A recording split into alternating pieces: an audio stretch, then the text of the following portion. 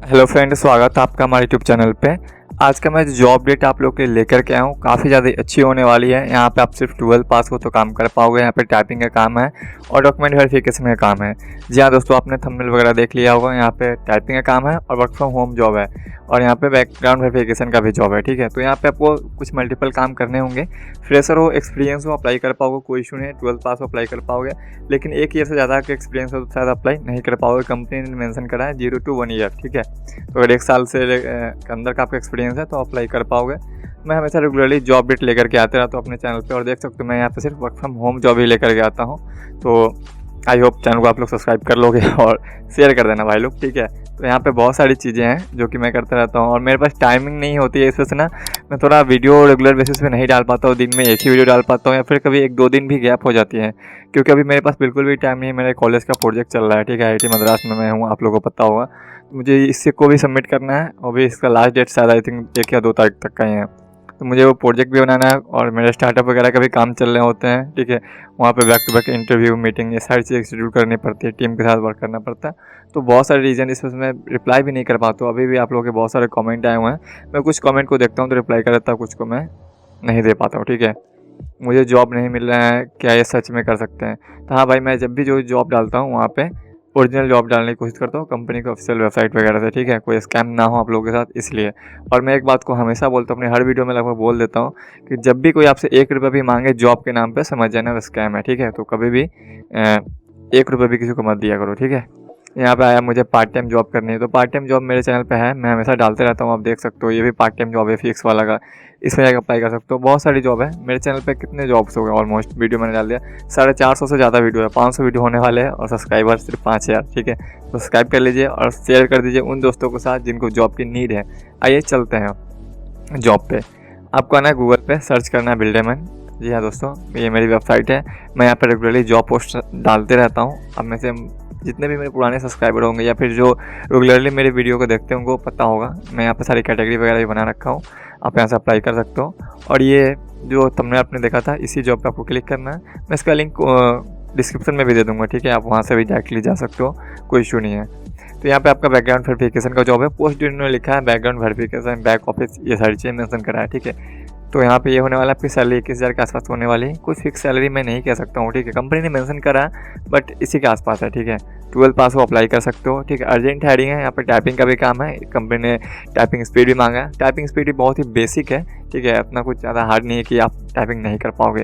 Basically अगर जो लोग लैपटॉप वगैरह यूज़ करते हैं वो इजीली टाइपिंग कर पाएंगे। यहाँ तक कि फ़ोन पे भी टाइपिंग करते हैं तो आपको पता है कौन सी वर्ड कहाँ पे, तो लैपटॉप में सेम होती है। ठीक है, कोई इशू नहीं होगा। कंपनी का नाम है first advantage India private limited. ठीक है, बैकग्राउंड वेरिफिकेशन का पोस्ट उन्होंने मेंशन कर रखा था और बैक ऑफिस लिखा था। ठीक है, सैलरी 21,000 के आसपास आपकी होने वाली है।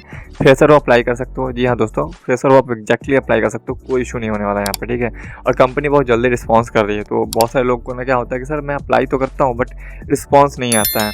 तो कई बार क्या होता है ना, नंबर्स ऑफ एप्लीकेशन बहुत ज़्यादा होते हैं। जैसे मैं भी हायरिंग करता हूँ अपनी कंपनी उसके लिए, तो मेरे पास लगभग 150 लोगों की रिज्यूमे वगैरह आती है। मैं उसमें से मुश्किल से 10 से 15 लोगों को शॉर्टलिस्ट कर पाता हूँ, क्योंकि बहुत सारे लोग काफ़ी ज़्यादा एक्सपीरियंस वाले होते हैं या फिर काफ़ी ज़्यादा लो होते हैं, जिनके पास बिल्कुल भी एक्सपीरियंस नहीं होता है। ऐसा कुछ भी और भी बहुत सारी चीज़ें होती हैं, तो उन सबको देखना पड़ता है और अपनी कंपनी का सिनेरियो वगैरह उसके अकॉर्डिंग काम करना पड़ता है। ठीक है, क्या रिक्वायरमेंट है हमारी। उसी तरह कई बार क्या होता है ना, कंपनी को जितने लोग चाहिए होते हैं उतने लोग उनको मिल जाते हैं, तो वो बाकी लोगों के रिज्यूमे वगैरह को नहीं देखते हैं। ठीक है, बट यहाँ पे रेगुलरली हायरिंग कर रहे हैं। देख सकते हो इन्होंने क्या लिखा है जॉब बोर्ड में। यहाँ पे इन्होंने लिखा we are hiring background verification specialist. ठीक है, ensure the accuracy and authentication of the application record. ठीक है, इनके पास जितने भी एप्लीकेशन आते हैं, जैसे बैकग्राउंड वेरिफिकेशन कहाँ होता है, most of the time jobs में होती है। ठीक है, जब भी आप किसी जॉब के लिए अप्लाई करते हो तो आपका डॉक्यूमेंट वेरीफाई होता है ना कोई तो वेरीफाई करता होगा, अदरवाइज कोई कहीं पे भी लिख के चला जाएगा। जैसे मैं IIT मद्रास को हूँ तो मेरा वेरीफाई करना होगा तो क्या करेगा, कंपनी के कुछ ना कुछ टर्म्स एंड कंडीशन होंगे, कुछ एजेंट होंगे जो मेरे डॉक्यूमेंट को वेरीफाई करेंगे। वैसे मेरे डॉक्यूमेंट वेरीफाई करने की उनको नीड नहीं है, वो जाके लिंक्डइन या गूगल पर जाके चेक करेंगे तो मेरा नाम आ जाएगा, मेरा प्रोफाइल ऑलरेडी दिखेगा वहाँ पे कि IIT मद्रास से वेरीफाइड है। लेकिन जो नॉर्मल लोग हैं, जो नॉर्मल कॉलेज से पढ़े हैं, उनके कॉलेज में जाकर वेरिफिकेशन होता है या फिर उनके कॉलेज को कॉल किया जाता है कि हाँ आपका ये है, स्टूडेंट है, इस ईयर का है, ऐसा ऐसा, तो कॉलेज बताती है हाँ ये मेरा स्टूडेंट है।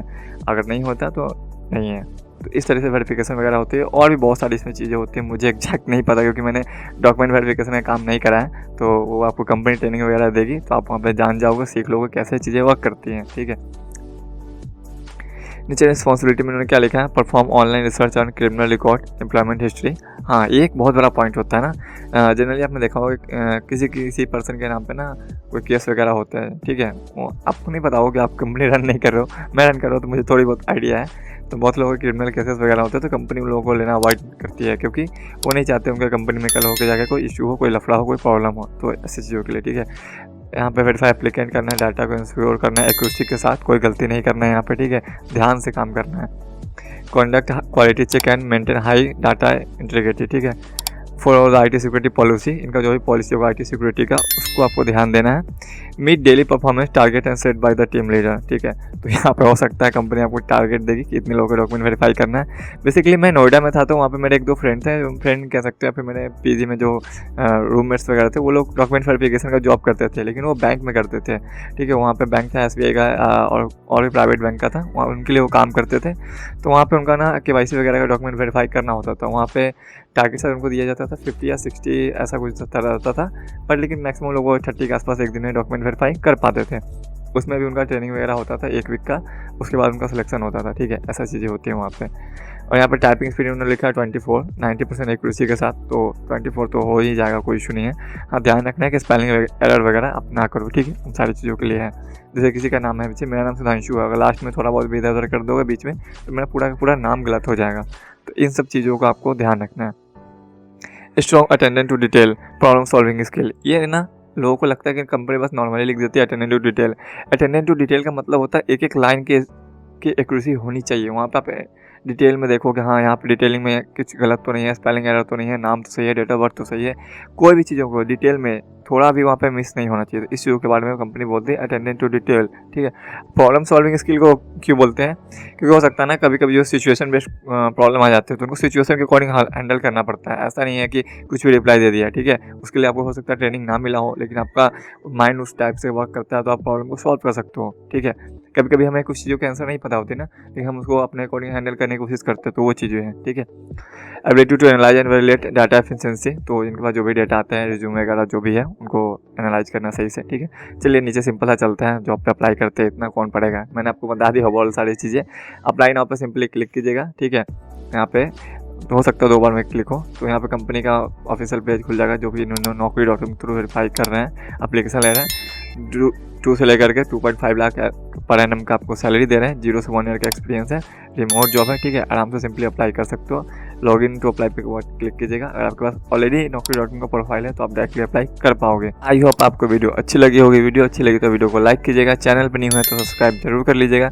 मैं आपसे मिलता हूँ अगले वीडियो में। अभी तक के लिए बाय बाय, थैंक यू, जय हिंद।